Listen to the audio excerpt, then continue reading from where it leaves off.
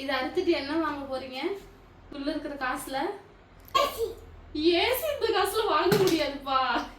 சரி பார்க்கலாம் எவ்வளவு இருக்குன்னு. இன்ஸ்டால்மெண்ட்டுக்காவது ஆகுதான்னு பார்க்கலாம்.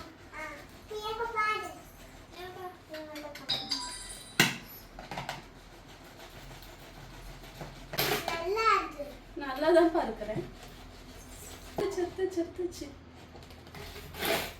சேர்த்து எடுத்துருவோம். சரி முதல்ல வண்டிக்கு பெட்ரோல் காசு கொடுங்க.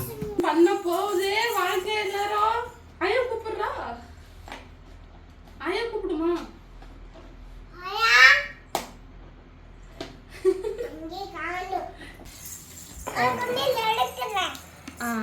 டன் டடடன் டடடன் டடடன்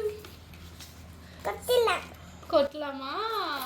லைட்மா வைங்க வைங்க.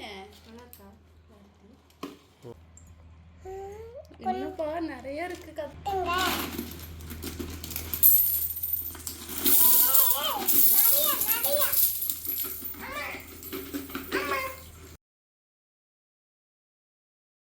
வந்துட்டு ஃபர்ஸ்ட் உண்டியல் சேர்த்து அந்த காசு அப்படியே நோட்டா மாத்தி போட்ட காசு எவ்வளோன்னா 2000 ரூபாய் ஃபர்ஸ்ட் சேர்த்து இருக்கிறான். 100 ரூபாய்க்கு 1 ரூபா தான் நாங்கள் கொடுப்போம். சாலக்கு இந்த 100 ரூபாய் காசு கொடுத்துருப்பா. 1000 ரூபாயோட சேவிங்ஸ் கடமைக்கு அளவே இல்லை. பொம்மை காசு 100 ரூபாய் அது எல்லாத்தையும் எடுத்து போட்டு வச்சிருக்கிறான்.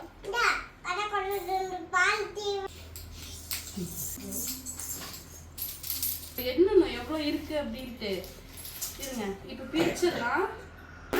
திரும்ப எங்கட உண்டியலே போடுற. புது உண்டியல் வாங்கி போட்டுக்கலாம். 500 ரூபாய் பொம்மை காசுமா. அது எப்படி மடிச்சு போட்டு வச்சுக்குது பாரு.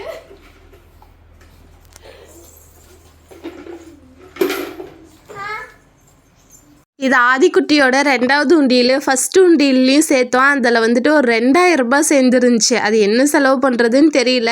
ஸோ ஒரு பெரிய அமௌண்ட்டாக சேர்த்து ஏதாவது ஆதிக்கு வாங்கலாம் அப்படின்னு சொல்லிட்டு தான் இந்த சேவிங்ஸே ஸ்டார்ட் பண்ணோம். இன்னொன்று மெயின் திங், நம்ம கை தான் ஓட்ட கையாச்சு. நம்ம கையெல்லாம் காசு நிற்காது. ஆதி பேர் சொல்லியாவது ஏதாவது ஒரு சேவிங்ஸ் போடலாம் அப்படின்னு சொல்லிட்டு தான் அவளுக்கு ஒரு உண்டியில் வாங்கி கொடுத்து எப்படி சேவ் பண்ணணும் அப்படிங்கிறத வந்துட்டு சொல்லி கொடுத்தோம்.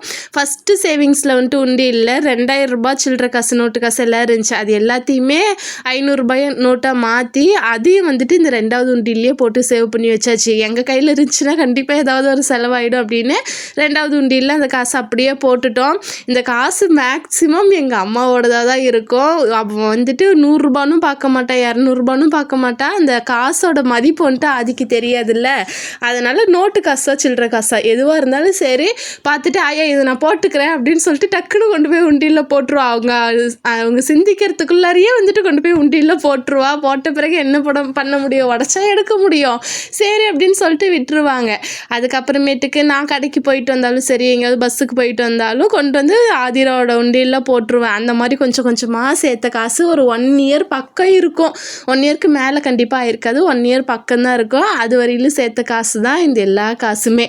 அதில் வந்துட்டு ஒரு 100 ரூபாய் பொம்மை காசு, 500 ரூபாய் பொம்மை காசு. ஆதிக்கு வந்துட்டு காசு அப்படின்னா உண்டியில் கொண்டு போய் போடணும் அப்படிங்கிற ஒரு மைண்ட் செட் வந்துட்டு கிரியேட் ஆகிடுச்சு.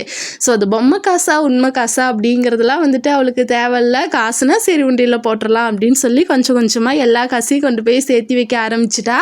இப்போ வந்துட்டு ஏசி கேட்டுட்ருக்கிறா. அவளுக்கு ரொம்ப ரொம்ப பிடிச்சது என்னென்ன வேணும்னா அது எல்லாத்தையுமே வந்துட்டு கேட்டுட்ருக்கிறா. எங்களுக்கு என்ன வாங்குறது அப்படின்னு தெரில. பட் ஆனால் எனக்கு மைண்டில் வந்துட்டு ஒன்று இருக்குது. சரி இந்த காசு இதை பண்ணலாம் அப்படின்னு சொல்லிட்டு இதை நம்ம சின்ன பிள்ளையிலேருந்தே பண்ணுறோம் அப்படின்னா இன்னும் கொஞ்சம் நல்லா டெவலப் ஆகிருக்கலாம். இருந்தாலும் என்ன பண்ணுறது, நம்மளோட இதில் வந்துட்டு படிக்க வைக்கிறதே ரொம்ப பெரிய கஷ்டமாக இருந்துச்சு நம்ம பேரண்ட்ஸுக்கு. இப்போ வந்துட்டு நம்மளால் முடிஞ்ச வரையிலும் குழந்தைங்களுக்கு சேவ் பண்ணணும் அப்படிங்கிறத வந்துட்டு சொல்லித்தரலாம். இந்த மாதிரி யாரெல்லாம் வந்துட்டு அவங்க குழந்தைங்களுக்கு உண்டியல் வாங்கி சேவ் பண்ண சொல்லி தந்துட்டுருக்கிறீங்க அப்படிங்கிறத மறக்காமல் கமெண்டில் சொல்லுங்கள். இந்த அமௌண்ட்டில் என்னென்னலாம் யூஸ்ஃபுல்லாக பண்ணலாம் அப்படிங்கிறதையும் சொல்லுங்கள். கடைசியாக எவ்வளோ அப்படின்றத சொல்ல மறந்துட்டேனே.